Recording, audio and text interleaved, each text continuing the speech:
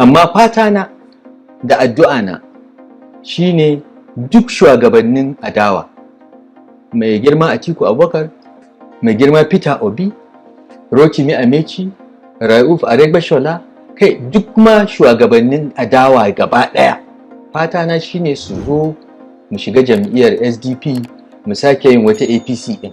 Malam El-Rufai, in his first BBC Hausa interview since he decame from APC to SDP, he said a lot of things, chief among the jab he threw at Tinubu, saying that he wouldn't have done what he did, that's decamping from APC to SDP, if he wasn't absolutely sure, if he didn't have the absolute confidence that they will kick them back to Lagos State, that they will chase them to Lagos State. He also said that they no longer value governance, that people now buy positions, they pay money to be given appointments under the current administration. A lot of things he said.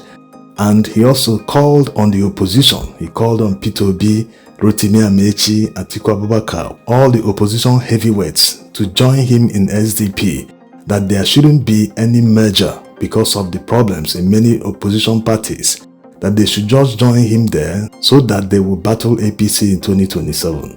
There's no doubt that El-Rufai wants to genuinely change the people in power in 2027. What he has done the few days he started speaking up, many opposition members haven't done that the past close to 2 years. Yes, even Tinubu, if he were to be in opposition today, he wouldn't allow the government in power to rest. He will be protesting, he will be in the press all the time, granting interviews. All his allies will be everywhere, in newspapers, on social media, everywhere. The government in power will never rest.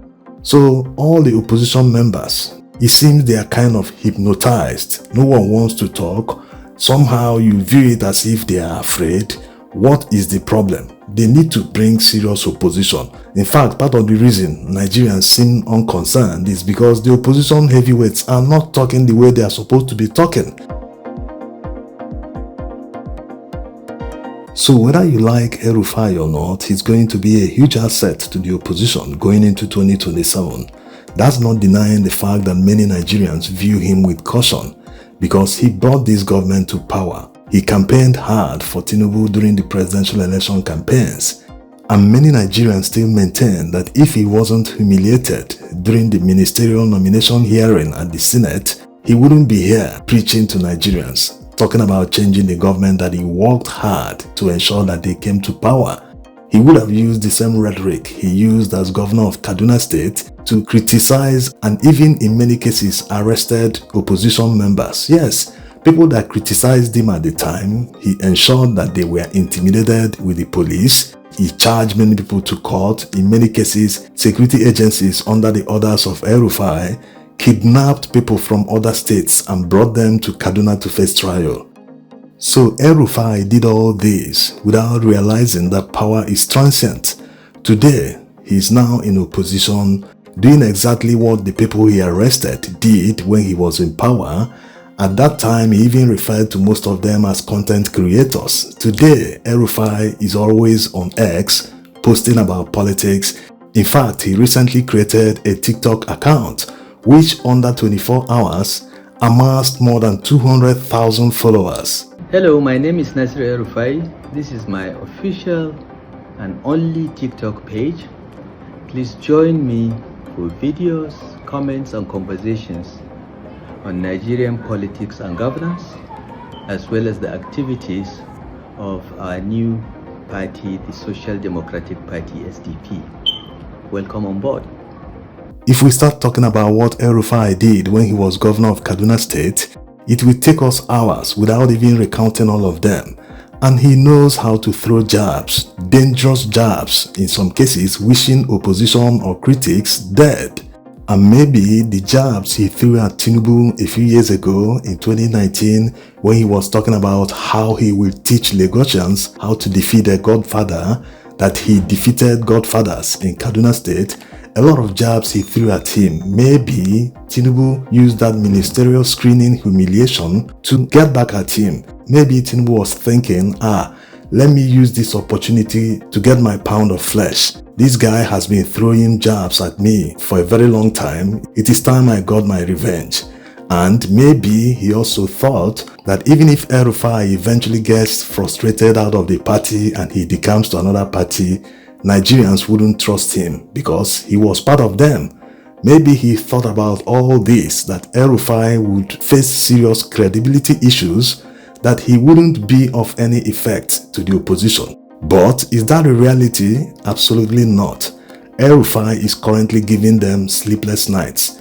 From their saying that El-Rufai is of no effect, that he can't win a state, he can't even deliver Southern Kaduna, that he didn't win Kaduna State for APC in 2023, many things they are saying as if Tinubu himself won Lagos or other party chieftains, even Ganduje couldn't deliver Kano. So the reality is, despite all his flaws, all his dangerous rhetoric, the opposition must still embrace El-Rufai. Joining him in SDP is a personal decision. Maybe they will find a common platform or how to work together without joining a particular party anyhow they wish. But the reality is, no one should ostracize El-Rufai. Yes. People must know that no one can do it alone, especially against a very desperate incumbent. An incumbent that already did many desperate illegal things to get to power in 2023. Now they are already in power, they will do worse to retain that power. So no one can win it alone. You need everyone on your side so as to defeat the incumbent.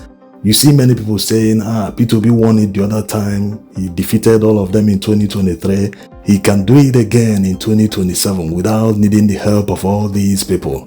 One question comes to mind. Is there anything wrong in having more people on your side? Is there anything wrong in rallying more people, especially in areas where he didn't perform well the last time around? Is there anything that P2B will lose or Nigerians or his followers will lose if more people come into the fold, come under one umbrella to support him or maybe another candidate like him? So the more the merrier. People must understand that in politics, you just keep your biases and prejudices by the side. It's not always what you want or what you think that ends up happening in politics. Anything can change. So people must understand this.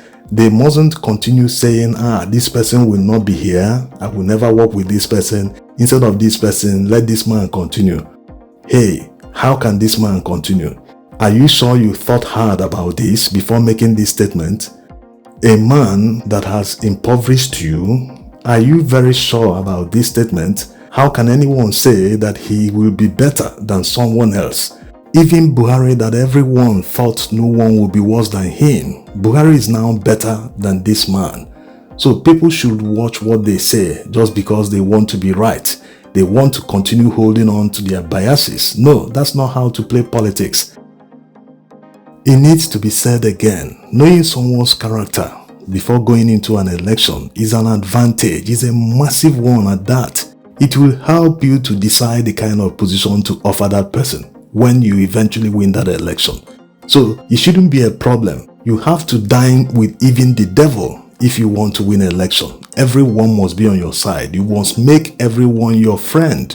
You don't need to love them. In politics, it's all about interest, no permanent friends or foes. Many people have the tendency to abuse their powers, but when they lose that power, they suddenly become humble. Look at what is happening in the Senate. Akpabio had the audacity to tell Natasha that she shouldn't be parading herself as a senator. He doesn't have the right to do this. Even withdrawal of her security details, he doesn't have the right to do this. It's just mere abuse of power. No one, even INEC at this stage, has the right to say that someone has ceased to be a senator. It's only her constituents that can do that. Yes, if they decide to recall her and it passes, then she ceases to be a senator.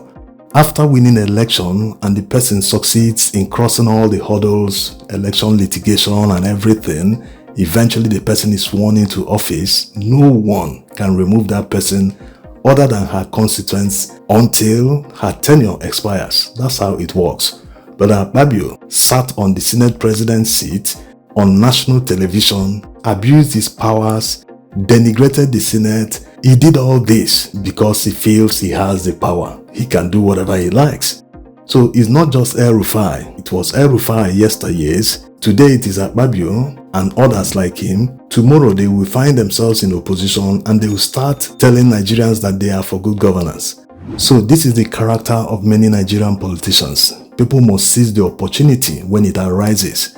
Right now, in many places, in many churches and religious institutions, many people are praying that God intervenes in Nigeria, that God puts confusion in the midst of the enemy. The fact that El-Rufai decamped from APC to SDP, doesn't that qualify as confusion in APC?